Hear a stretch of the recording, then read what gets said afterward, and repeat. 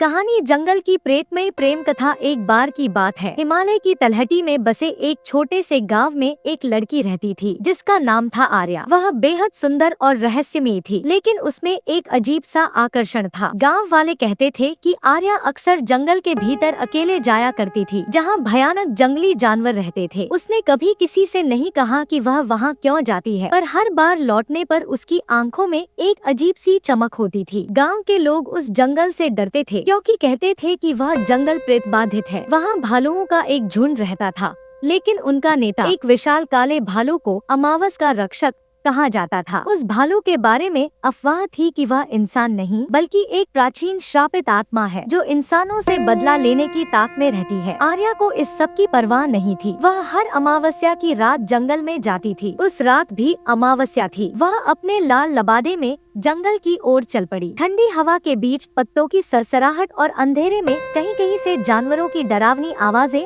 आ रही थी, लेकिन आर्या के चेहरे पर कोई डर नहीं था। आर्या जंगल की गहराई में एक पुरानी झील के पास पहुंची। वहां उसने भालू को देखा। काले बाल, चमकती लाल आँखें और उसकी उपस्थिति से ही अंधेरा और भी गाढ़ा हो गया। आर्या की सांसें थम गईं, लेकिन उसके चेहरे पर डर के बजाय एक अजीब सा अपनापन झलक रहा था। वह धीरे धीरे भालू के पास गई। मैं फिर से आ गई, आर्या ने फुसफुसाते हुए कहा। भालू ने उसे देखा और उसकी आंखों में एक अजीब सी चमक आ गई। भालू गुर्राया नहीं, बल्कि उसकी ओर शांत होकर देखने लगा। आर्या ने अपना हाथ उसके विशाल पंजे पर रखा। आर्या और भालू की यह मुलाकात हर अमावस्या की रात होती थी, लेकिन इस बार जंगल की आत्माएं जाग चुकी थी। एक दिन गांव का एक शिकारी जो आर्या पर नजर रख रहा था, चुपके से उनके पीछे गया। उसने देखा कि आर्या और भालू एक दूसरे से किसी अनजानी भाषा में संवाद कर रहे थे। अचानक शिकारी के पैर से एक शाखा टूट गई और आवाज सुनकर भालू भड़क उठा। उसकी लाल आंखों से गुस्सा फूट पड़ा। शिकारी ने डर कर तीर चलाया जो भालू को लग गया, लेकिन इसके बाद जो हुआ वह किसी के कल्पना से परे था। भालू ने दर्द में गरजते हुए एक इंसान का रूप ले लिया। वह एक जवान, डरावना और बेहद खूबसूरत आदमी बन गया। उसके चेहरे पर एक अजीब सी क्रूरता थी। शिकारी बुरी तरह डर गया और भाग खड़ा हुआ। आर्या ने शांत स्वर में कहा, तुम्हें इस रूप में नहीं आना चाहिए था। भालू, जो अब इंसान था,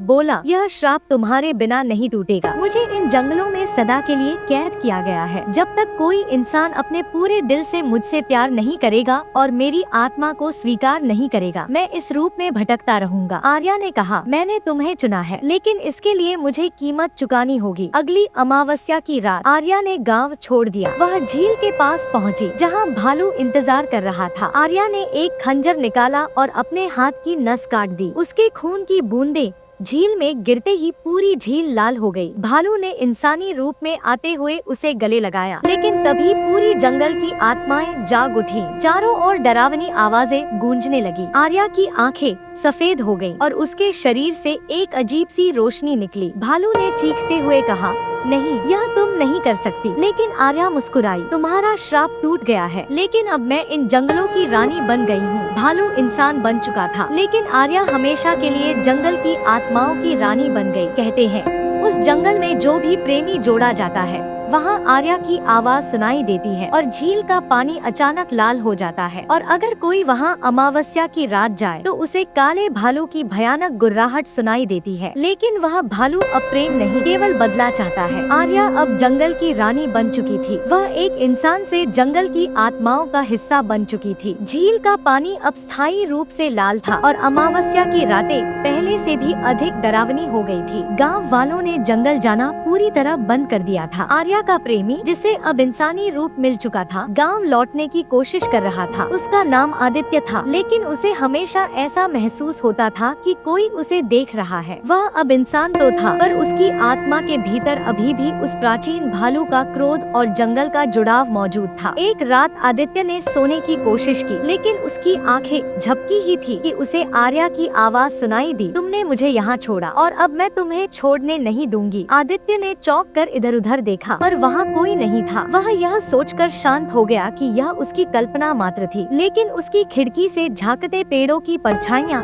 एक पल के लिए उसे भालू की लाल आंखों की तरह लगने लगी। कुछ हफ्तों बाद एक और अमावस्या की रात आई। आदित्य को महसूस हुआ कि जंगल उसे बुला रहा है। वह जितना इसे नजरअंदाज करने की कोशिश करता, आवाजें उतनी तेज होती जाती। झील पर आओ आदित्य, मैं तुम्हारे बिना अधूरी हूँ। क्या तुम्हें मेरा प्यार याद नहीं? आखिरकार आवाजें इतनी बढ़ गईं कि आदित्य को अपनी समझदारी पर शक होने लगा। उसने ठान लिया कि वह सच का सामना करेगा। उस रात आदित्य लालटेन लेकर जंगल की ओर चल पड़ा। हर कदम पर उसे लग रहा था कि कोई उसे देख रहा है। झाड़ियों में से अजीब अजीब आवाजें आ रही थी, जैसे कोई ससराते हुए उसके पीछे चल रहा हो। उसने मुड़कर देखा, लेकिन हर बार वहाँ खालीपन था। जब वह झील के पास पहुँचा तो उसने देखा कि झील का पानी धीरे धीरे खौलने लगा। पानी से अजीब सी लाल धुंध उठ रही थी और तभी झील के बीच से आर्या प्रकट हुई। लेकिन यह वह आर्या नहीं थी जिसे आदित्य जानता था। उसकी आंखें सफेद थी, उसका चेहरा भयावह था और उसकी आवाज में एक अजीब सी गूंज थी। तुमने मुझे छोड़ दिया आदित्य, अब तुम मेरी दुनिया में वापस आओ। आदित्य ने कांपते हुए कहा, आर्या, तुमने तो खुद को बलिदान किया था, तुमने मुझे आजाद किया था, अब तुम मुझसे क्या चाहती हो? आर्या हंसी, लेकिन वह हंसी इंसानी नहीं थी। तुम समझ नहीं पाए आदित्य, मैंने तुम्हें आजाद नहीं किया, मैंने तुम्हें सिर्फ जंगल से अलग किया ताकि तुम मेरी जगह न ले सको। मैं अब जंगल की आत्माओं की रानी हूँ और इस राज को संभालने के लिए मुझे तुम्हारी आत्मा चाहिए। आदित्य को याद आया कि उसे जंगल के श्राप के बारे में क्या बताया गया था। जो इस जंगल की आत्मा को ठुकराएगा उसे अपनी आत्मा का मोल चुकाना होगा। आर्या ने हाथ बढ़ाया और अचानक आदित्य के चारों ओर अजीब सी छायाएं बनने लगी। वे छायाएं उसे झील की ओर खींचने लगी। आदित्य चीखा, आर्या, क्या यह तुम्हारा प्यार है? तुम मेरे साथ ऐसा कैसे कर सकती हो? आर्या मुस्कुराई, यह प्यार है आदित्य, लेकिन यह इंसान का प्यार नहीं, यह जंगल का प्यार है और यह प्यार हर चीज को निगल जाता है। आदित्य ने अपनी पूरी ताकत लगाई और छायाओं से खुद को छुड़ाने की कोशिश की, लेकिन तभी झील के पानी से एक बड़ा काला भालू प्रकट हुआ। उसकी लाल आंखें जलती हुई कोयले जैसी चमक रही थी। यह वही अमावस का रक्षक था जिसका श्राप आदित्य पर था। भालू गुर्राया और उसकी आवाज जंगल की हर दिशा में गूंज उठी। तुम भाग नहीं सकते आदित्य, जंगल का श्राप अभी भी तुम्हारे भीतर है। अंतिम बलिदान या नई शुरुआत? आदित्य ने अपने दिल की गहराई से आर्या को देखा। वह जानता था कि वह अब वही लड़की नहीं रही, लेकिन कहीं न कहीं वह अब भी उससे प्यार करता था। उसने झील की ओर कदम बढ़ाए। अगर मेरी आत्मा तुम्हें शांति दे सकती है तो ले लो, लेकिन याद रखना आर्या, यह जंगल तुम्हें भी कभी चैन से रहने नहीं देगा। आर्या ने अपनी भयानक मुस्कान के साथ अपना हाथ आगे बढ़ाया, लेकिन तभी झील में हलचल हुई। आर्या की आवाज गूंजी, नहीं, यह संभव नहीं है। झील के भीतर से एक और आत्मा प्रकट हुई। यह आर्या का पुराना स्वरूप था, वह लड़की जो आदित्य से प्यार करती थी। तुमने मुझे भुला दिया आर्या, तुमने अपनी आत्मा को खो दिया, लेकिन मैं तुम्हें माफ नहीं करूंगी। अब दो आर्याओं के बीच जंग छिड़ गई, एक जिसने अपनी आत्मा खो दी थी और एक जिसने प्यार को कभी नहीं छोड़ा। आदित्य ने इस क्षण का फायदा उठाया। उसने झील में